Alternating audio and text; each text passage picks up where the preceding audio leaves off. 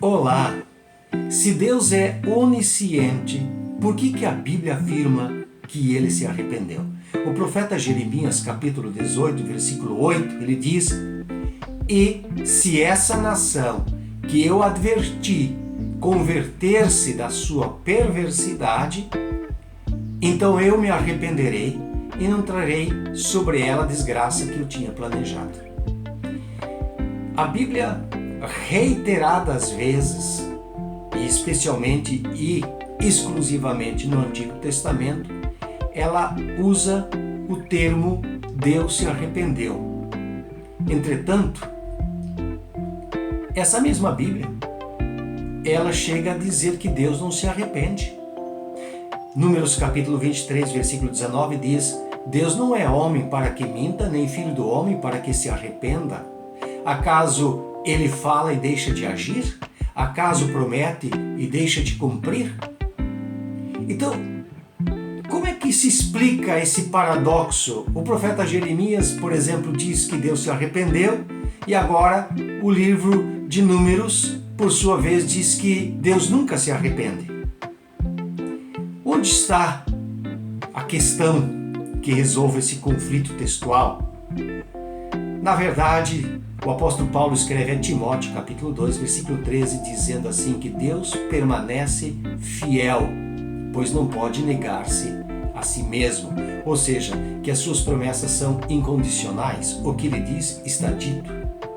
Agora, o aparente arrependimento de Deus, ele está atrelado ao juízo dele contra a desobediência, contra o pecado. Então, ele está condicionado a uma decisão para quem ou a quem está voltado aquela a maldição ou aquele juízo, enfim. Os textos na Bíblia dizem que Deus mudou de ideia, que Deus se arrependeu, que ele transmutou seus planos pré-definidos para determinadas pessoas, grupos ou nações. Mas sempre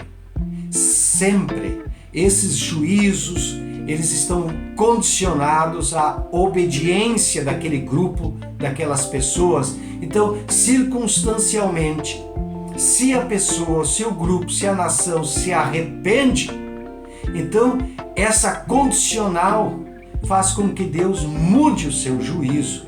E o termo usado é arrependeu-se. Então, se as pessoas tramutaram o seu comportamento e com isso alteraram ou interromperam a sua má ação, a sua má conduta, então Deus também interrompe o seu juízo ou a sua condenação. Como, por exemplo, nós temos o povo de Israel que abandonou Deus inúmeras vezes, construiu para si ídolos, inclusive aquela situação do ídolo de bezerro de ouro lá no Sinai, logo em seguida, quando o povo foi liberto do povo do Egito. Enquanto Moisés estava lá em cima recebendo os 10 mandamentos e a lei da parte de Deus, o povo estava adulterando-se com uma imagem de escultura feita de um bezerro de ouro. Na ira de requerer justiça pelo pecado, Deus disse que ia destruir aquele povo rebelde. Mas aí Moisés intercede diante de Deus pelo povo e diz: "Senhor, tem misericórdia deles, tem compaixão." Eles ainda são meninos na fé, em outras palavras. Então, diz que, pela intercessão de Moisés, o Senhor arrependeu-se do mal que faria trazer sobre o povo. Está lá em Êxodo, capítulo 32, versículo 14. O mesmo aconteceu com o povo rebelde de Nínive.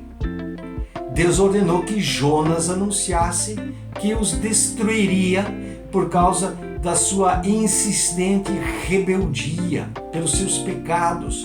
Era um povo terrível, desumano.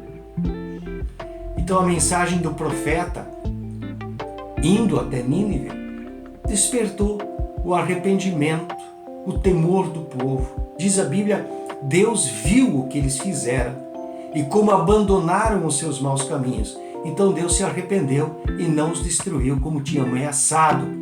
Está lá em Jonas, capítulo 3, versículo 10. Então, todas as vezes que a Bíblia fala ou faz referência que Deus mudou de ideia, que Deus se arrependeu, sempre envolvia uma punição por causa da desobediência. Por causa disso, Deus não muda nas suas promessas. Deus não muda nos seus decretos. Todos eles que ele expôs através de Jesus se cumprirão. Mas a paciência de Deus pode chegar a um limite. E ele pode decretar. Por causa disso, a terra ficará de luto e o céu em cima se escurecerá. Porque eu falei e não me arrependi. Decidi e não voltarei atrás, disse o profeta Jeremias, capítulo 4, versículo 28. Ou seja, se não há arrependimento, e Deus é um Deus extremamente paciencioso, e por vezes permite e espera que a pessoa ou aquela nação se arrependa, ele espera e aguarda por anos, até que finalmente ele executa o seu juízo e traz punição. E sempre a punição de Deus, ela envolve a busca da reconciliação, busca o caminho da junção, da comunhão com Ele, da restauração da pessoa e da salvação dela, da vida eterna. Portanto, quando a Bíblia diz que Deus se arrependeu, não significa que Ele está usando de sentimentos, de emoções ou condições humanas, mas de um estado de uma ação que estava condicionada se houvesse ou não arrependimento da pessoa, da nação que está envolvida. Eu espero que esse texto ou esses textos todos tenham trazido lucidez a respeito desse tema muitas vezes tão maltratado e tão mal interpretado a respeito do arrependimento de Deus. Se você gostou do conteúdo, por favor, compartilhe, inscreva-se no meu canal, deixe o seu comentário e o seu like. Que Deus te abençoe grandemente em nome de Jesus.